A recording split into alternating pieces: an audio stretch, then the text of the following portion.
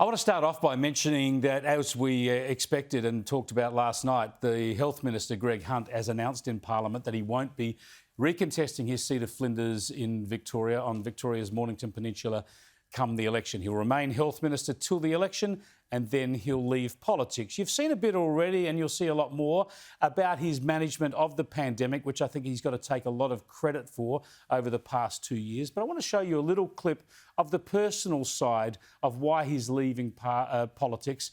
He gave this in Parliament this afternoon and he was speaking about his wife, Paula. Nurse, carer, counsellor, confidant, but perhaps above all else, she's raised two beautiful children largely as a single mother. And I am so immensely proud of Poppy, who is going into year 11, and James, who is about to go into senior school.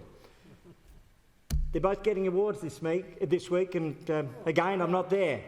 But they said to me on Sunday, they looked at me and said, "Dad, this is your last chance to be a proper dad. And it's time to come home, Dad."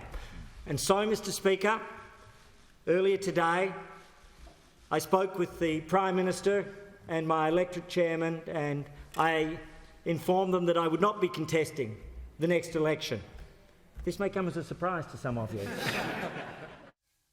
Greg Hunt there. It was a badly kept secret, but he wanted to tell the Parliament that's the way to do it. He's got a busy job until the election, of course, as Health Minister during this pandemic. But, you know, it's a rare thing for a politician to actually go out at the top of their game.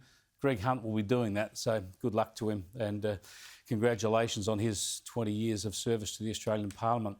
Let's go to Susan McDonald now, who's an LNP Senator for Queensland. She's been in isolation in Queensland watching Parliament from afar. Thanks for joining us again, Susan. You must have been very, very pleased that you weren't in the Senate chamber this week because didn't exactly cover themselves in glory, your fellow senators.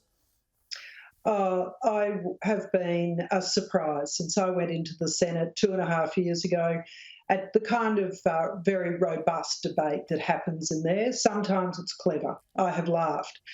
Sometimes it's cruel. And I am sure that there are people who should be reflecting on the things that they call out, things that the President can't always hear and doesn't pull up.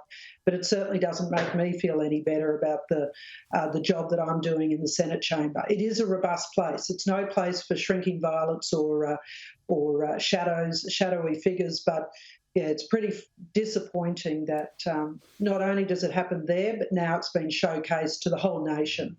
The whole nation gets to see some of the rubbish that we hear. Look, it's always going to be robust, and so it should be. There should be passionate, robust exchanges. But, you know, one of your colleagues, David Van, was making growling noises, some described as sort of dog noises, towards Jackie Lambie. And then Senator Lidia Thorpe last night talking about people keeping their legs together. I mean, it's just so crass and so juvenile and so personal. Doesn't it speak to the mental capacity of the people we're putting in there more than anything else?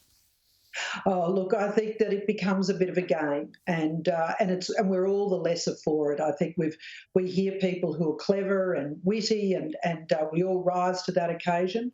But Senator Thorpe, this is not her first occasion. I have heard her say things that I have to say I'm on reflection ashamed that I didn't stand up and call out at the time. And I certainly will be making a point of that when I go back next year, because it's frankly no better than bullying.